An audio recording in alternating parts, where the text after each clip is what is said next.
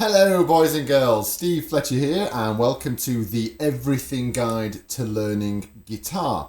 Before we get started, can I ask you please to like this video, subscribe to my YouTube page, make sure that little notification bell is engaged and really help me grow my online business. Now if you are already a student of mine, either with private lessons, school lessons or Zoom lessons, then you will get the accompanying sheets to all these videos automatically alongside your lessons. If you're just watching me on YouTube, hello out there in internet land, then you will need to download the accompanying sheets from my website. The link is down there in the description. It's quite important that you do get those accompanying sheets because there's stuff that's going to be going on that you will just need to have that visual aid alongside the video. Okay, so we're entering the section where we start learning about the notes on the guitar. Up until now, hopefully, and fingers crossed, you've gone through and accomplished section 1, which was the first chords, section 2, which was where we added strumming, section 3, which is where we changed chords weirdly, and section 4, which is the bar chords. And in that 4 sections of learning, you've learned an enormous amount of stuff. You've done really, really well. You've learned an insane amount of chords, an insane amount of songs, a great amount of strumming patterns and stuff, and just really have solidified your technique as a beginner.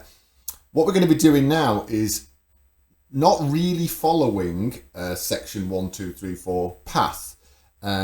You can now just pick and choose where you want to go with any of these videos. And of course, you don't have to do any of these videos that I'm doing as part of my learning. What we're going to be trying to do more and more is just do the videos almost like standalone lessons that you can just dip in and out of to your heart's content.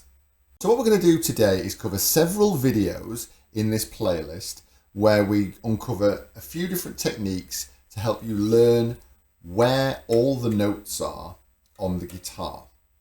And knowing where the notes are on the guitar is incredibly important for working out many different things. You know, among others, you know, the positioning of your root notes of your chords, your scale positions, you know, further music theory. So yes, it's really important that you take a good attempt at learning where your notes are on your guitar neck.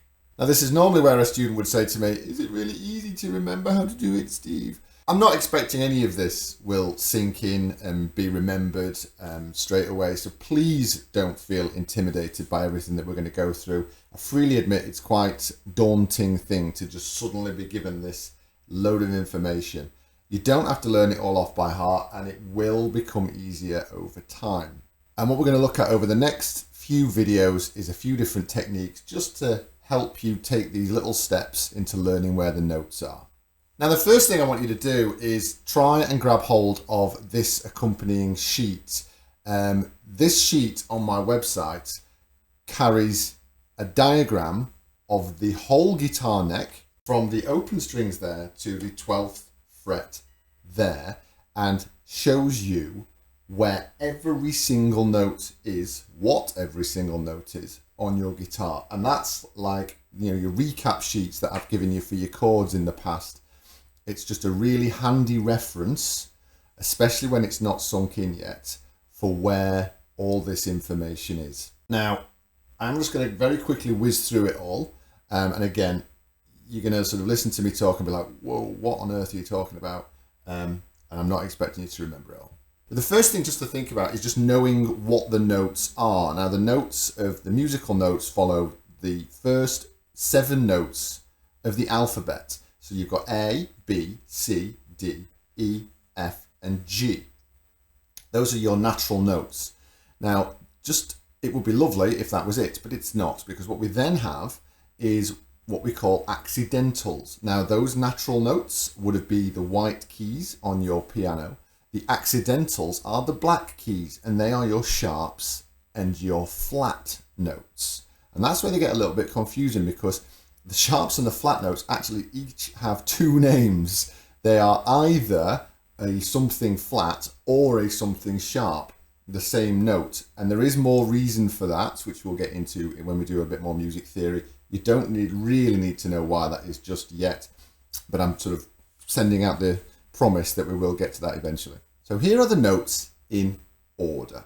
A sharp or B flat, B, C, no accidental there, C sharp or D flat, D, D sharp or E flat, E, F, no accidental there, F sharp or G flat, G, G sharp or A flat. Now notice there that it goes G sharp or A flat, because what happens then is the notes start all over again. Okay, that 13th note is A again. And that's what we call an octave. An octave is the distance between any note all the way around 12 notes back to that same note again. And that is why on the diagram that I have just told you to download, I've only shown it from the open string to the 12th fret. Because once you hit that 12th fret, the 13th fret is simply the note of the first fret again. So 12 notes up is just repeated. So we're going to start with this 6th string, which is your E string. So we're going to go from E onwards through the octave. So we have E, then F, no accidental.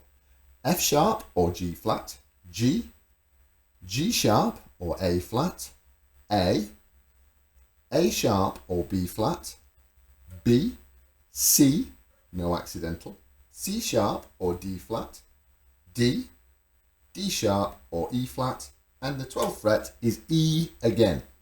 The next string, the 5th string, which is A, so we go A sharp, B flat, B, C, no accidental, C sharp, D flat, D, D sharp, E flat, E, F, no accidental, F sharp or G flat, G, G sharp or A flat, and A again, the octave. 4th string is D, so D, D sharp, E flat, E, F, F sharp or G flat, G, G sharp or A flat, A sharp or B flat, B, C, C sharp or D flat, and the octave D. 3rd string we're going to do is G. So we have the open G string, G sharp or A flat, A sharp or B flat, B, C, C sharp or D flat, D, D sharp or E flat, E, F, F sharp, G flat, and the octave G again. 2nd string is the open B string. So we have B, C, C sharp or D flat, D, D sharp, E flat, E, F, F sharp, G flat, G, G sharp, A flat, A sharp or B flat, and the octave of B. And finally, your top E string. Yes, you have 2 E strings, but it's the same notes for both. So we have open E, F, F sharp or G flat, G, G sharp or A flat, A sharp or B flat, B, C, C sharp or D flat, D, D sharp or E flat, and the octave of E. Now, a lot of sort of guitar diagrams that you'll see will cover what we call 2 octaves. So that's essentially the distance between the open and the 12th fret, and then the 13th fret to the 24th fret. Not many, that's the wrong word. Some guitars do have 24 frets. A lot of sort of the most popular guitars, so I've got a Gibson Les Paul here, I've got some Fender Strat down there, don't have 24 frets. They might sort of finish 21, 22 frets, something like that. So you might not have the full 2 octaves, but you will get by. Now, like I said before, I am really not expecting any of that to sink in straight away. Don't panic, don't worry.